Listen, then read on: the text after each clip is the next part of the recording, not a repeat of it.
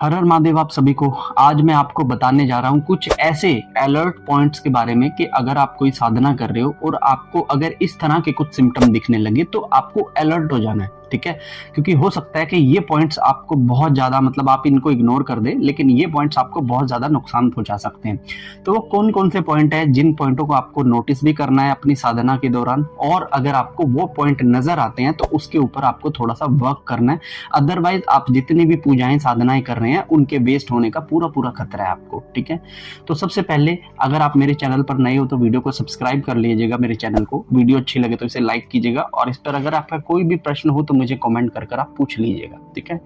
तो सबसे पहले अगर आपको मैं एक चीज बता देता हूं कि पहला चीज नंबर 1, ठीक है, अगर साधना करने के दौरान आपको जब भी आप साधना करते हो, जब भी आप डीप मेडिटेशन के अंदर जाने लगते हो, क्योंकि देखिए जब साधना हम करते हैं, जब एक साधक साधना को करता है तो उस साधक के ऊपर बहुत सारे लोगों की नजर होती है। फॉर एग्जाम्पल, आप जैसे साधना करते हैं तो आपके घर वालों को पता है आप साधना कर रहे हैं, आपके जो पूर्वज हैं, जो पितृ हैं, जो जा चुके हैं, जो मे भी पितृलोक के अंदर है या फिर मे भी आपके घर के अंदर ही हैं, जिनकी गति नहीं हुई है, उनकी भी आपके ऊपर नजर होती है। ठीक है, जिस देवता की आप साधना कर रहे हैं उसके दूतों की भी आपके ऊपर नजर होती है, और उस देवता की भी आपके ऊपर नजर होती है। ठीक है, अब यहाँ पर क्या होता है कि जब आप साधना करते हैं और आपको उस साधना के बीच में अपने ही घर के पूर्वजों के चेहरे दिखने लग जाएं, आप ध्यान कर रहे हैं भगवान शिव का या माता काली का, हनुमान जी का, जिसकी भी आप साधना कर रहे हैं, आप साधना तो कर रहे हैं उनकी, लेकिन उस बीच में ही आपको कहीं ना कहीं अपने घर के ही दादा दादी, चाचा चाची, इस तरह के बार बार अगर आपको चेहरे दिख रहे हैं तो आप वहां पर आपको अलर्ट हो जाना है, क्योंकि उस समय वो जो आत्मा है जो आपके घर से गई है, आपकी पूर्वज लगती है, आपकी पितृ लगती है, मे भी अच्छी अवस्था में है, मे भी नहीं है, तो वो आपके समीप है। अब यहाँ पर बहुत सारे लोग ये सोचेंगे कि कहीं वो मेरे को कोई नुकसान पहुंचाते ने तो नहीं आ रही। देखिए, जब आप साधना कर रहे हैं तो आपके ऊपर एक वर्षा हो रही है भगवान की कृपा की, और उस वर्षा में वो भी अपना भागीदार लेकर आ जाते हैं, क्योंकि आप उन्हीं के परिवार से बिलोंग करते हैं। ठीक है, तो ऐसे में लेकिन आपको अलर्ट जरूर रहना है, क्योंकि अगर ऐसा आपको हो रहा है तो इसके बाद भी कुछ चीजें नोटिस कीजिएगा कि आपके जब पूर्वज आपके ध्यान में बार बार आ रहे हैं तो आपको ध्यान अच्छा लग रहा है, या आपके मन में अश्लीलता, गुस्सा या एंगर जैसी चीजें आ रही हैं। जैसे फॉर एग्जांपल के आपकी लड़ाई होगी, किसी ने आपको मार दिया, अब आप कैसे लड़ेंगे, या फिर आप कहीं जा रहे हैं सड़क पर और आपका एक्सीडेंट हो गया, आपके ऊपर कोई ट्रक चढ़ गया, इस तरह के विजन्स आप आ रहे हैं, तो आप समझ लीजिएगा कि कोई आपको डिस्ट्रैक्ट कर रहा है या अट्रैक्ट कर रहा है। ठीक है, तो अगर ऐसे विजन्स आप लोगों को आ रहे हैं तो समझ जाइएगा कि आपके घर वालों का कोई ऐसा पूर्वज पितर जो सही या गलत अवस्था के अंदर है वो आपके सराउंडिंग में आपकी साधना के दौरान बैठा है। ये था नंबर 1। दूसरी चीज, अगर आप कोई भी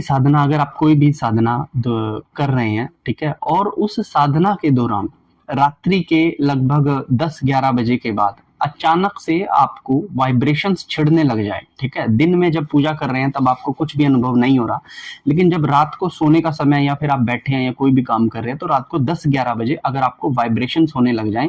तो वो भी एक अलर्ट पॉइंट है, जहां पर आपको ये समझना है कि मेरे अंदर शायद कोई नेगेटिविटी है जो रात होने पर अपना जोर दिखा रही है। वो चाहती है कि मैं ये साधना करके ये पॉजिटिविटी को अपने शरीर में इकट्ठा ना करूं, क्योंकि वो आपके शरीर पर राज करना चाहती है। ठीक है, तो अगर आपको इस तरह के इश्यूज आ रहे हैं, रात को 10-11 बजे अचानक से आपको घबराहट शुरू हो जा रही है, रात के 10-11 बजे आप लेटे हैं, आपके शरीर पर भार आने लग गया साधना के दौरान केवल, तो आप समझ जाइएगा कि आपकी नेगेटिविटी आपको जोर दिखा रही है। वो कह रही है कि इस साधना को किसी भी तरीके से रोक दो। और ऐसे में मैक्सिमम जो लड़के होते हैं उनको स्वप्न दोष की प्रॉब्लम हो जाती है, और जितनी भी मतलब कि महिलाएं होती हैं उनको मे बी पीरियड्स का बिना टाइम के उनके जो है मंथली पीरियड स्टार्ट हो जाते हैं।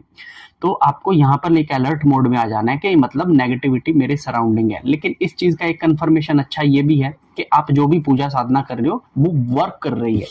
ठीक है ना, तो इस चीज से आप समझ सकते हो। तो ये था दूसरा अलर्ट पॉइंट जहां पर आपको इन चीजों को समझ। तीसरा अलर्ट पॉइंट मैं आपको तब देता हूं जब मान लीजिए कि आप जो साधना कर रहे हैं 7-8 दिनों तक आपकी साधना अच्छे से हो रही है, लेकिन अब 8वें दिन पता नहीं क्यों आपका मन नहीं कर रहा बैठने का। मंत्र जाप की 11 मालाएं कर रही हैं, नहीं हो रही, 2 माला भी नहीं हो रही। आप मंत्र जाप करने के लिए बैठे तो हैं, लेकिन आपका ध्यान रील्स में है, टीवी के अंदर है, रिश्तेदारों की बातों में लगा हुआ है, खाने की तरफ है, आपको भूख लग रही है उसकी तरफ है ना, आप कई दिन से कहीं गए नहीं है तो वहां के विचार आप लोग ले रहे हैं, तो समझ जाइएगा कि आपके आसपास में उस देवता के दूत या फिर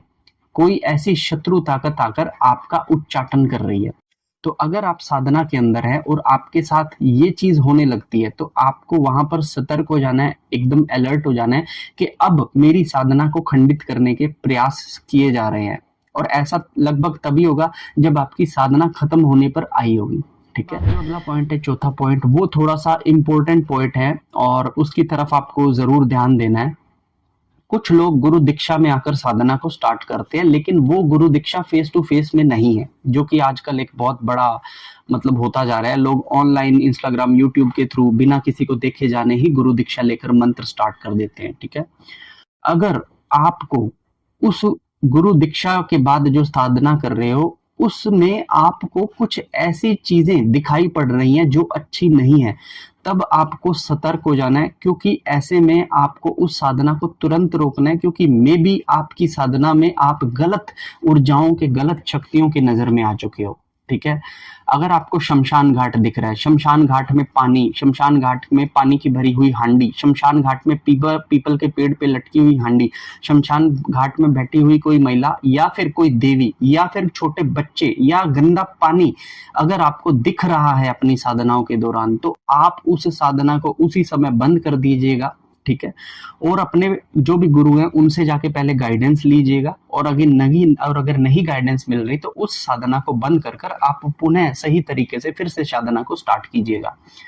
क्योंकि आप साधना के समय पर जब बैठते हो, 10 दिन 11 दिन जितना भी समय तक आप बैठते हो, तो उस समय पर जो पॉजिटिविटी होती है वो आपके सराउंडिंग में होती है, लेकिन अगर नेगेटिविटी की आपके ऊपर नजर पड़ जाती है तो इस चीज में आपको बहुत ज्यादा नुकसान लग सकते हैं। ठीक है, तो ऐसे में अपनी साधना को या तो रोक दीजिएगा या फिर अपने गुरु से कोई सहायता मांगिएगा। ठीक है, मैं आपको अगला पॉइंट देने वाला हूँ, ये भी एक बहुत महत्वपूर्ण पॉइंट है और मुझे लगता है कि मैक्सिमम लोगों के साथ यही पॉइंट होता है कि जब आपकी साधना के अंदर आपको दर्शन नहीं होते, जब आपकी साधना के अंदर आपको अनुभव नहीं होते, तो कुछ लोगों के मन से गलत शब्द निकलने शुरू हो जाते हैं, कुछ लोगों के मन से उस साधना की वैल्यू शून्य होनी शुरू हो जाती है, कुछ लोगों के मन में ऐसा हो जाता है कि सामने वाले को तो बहुत अच्छे से दर्शन हुए थे, मुझे तो दर्शन ही नहीं हुए। तो जब ये भाव आपके अंदर आ जाए, क्योंकि ये भाव बाहर से नहीं आएगा, ये अंदर से ही आएगा, तब समझ लीजिएगा कि भगवान आपके सामने बैठ गए हैं आके। क्योंकि ये जो भाव उत्पन्न होते हैं ना, ये स्वयं भगवान आपको देते हैं कि जा मैंने तुझे कुछ भी नहीं दिया तेरी साधना के बाद, अब तू सोच, तू रियलाइज कर और अब तू सोच तू मेरे लिए क्या निकाल लेगा। तो जब इस पॉइंट पर आपकी साधना पहुंच जाए कि आपको लगने लगे कि मेरी साधना का फल 0 है, आपको लगने लगे कि मुझे कोई पॉजिटिविटी फील नहीं हुई है, आपको लगने लगे कि मेरे मित्रों को बहुत अच्छे से दर्शन हुए थे, मुझे तो बिल्कुल भी दर्शन नहीं हुए, तो समझ लीजिए कि प्रभु आपके बिल्कुल सामने बैठे हैं और वो आपको देख रहे हैं, वो आपको टेस्ट कर रहे हैं और मुस्कुरा भी रहे हैं कि देखते हैं ये मेरे बारे में क्या बोलता है। ठीक है, तो ये बहुत अच्छे मतलब कुछ अलर्ट पॉइंट बताए हैं जो साधना के दौरान अगर आपके साथ होने लग जाते हैं तो आपको उन पर ध्यान देना है और किसी भी तरह की प्रॉब्लम्स को साइड में करते हुए जो संकल्प आपने लिया है वो पूरा करना है, संकल्प को बीच में नहीं छोड़ना। ठीक है ना, और जैसा भी होता है कहते हैं कि जरूरी नहीं है कि एक ही दिन के अंदर आपके पास शक्ति आ जाए, कई बार कुछ सिद्धियां ऐसी होती हैं जो साधना तो कंप्लीट कर लेते हैं लेकिन वो सिद्धि आपके बॉडी में बैठ नहीं सकती, तो वो सिद्धि आ जाती है लेकिन उसके लिए थोड़ा सा जब तक आपको देना पड़ता है ताकि वो सिद्धि आपके अंदर आके रच बस जाए। ठीक है, तो ऐसा मत समझना कि मेरी साधना करने के बाद मुझे कोई फल ही नहीं मिला। भैया पहले आप अपने बॉडी को तैयार करो, फिर आपकी साधनाओं से जो भी सिद्धियां आई हैं, सिद्धियों के तत्व आए हैं, वो धीरे धीरे करके आपके बॉडी के अंदर एडजस्ट होंगे। तो ये एक लॉन्ग टर्म प्रोसेस है आध्यात्मिकता का, ये एक लॉन्ग टर्म प्रोसेस है स्पिरिचुअली अवेकनिंग का, ये एक लॉन्ग टर्म प्रोसेस है देवता के साथ कनेक्ट होने का।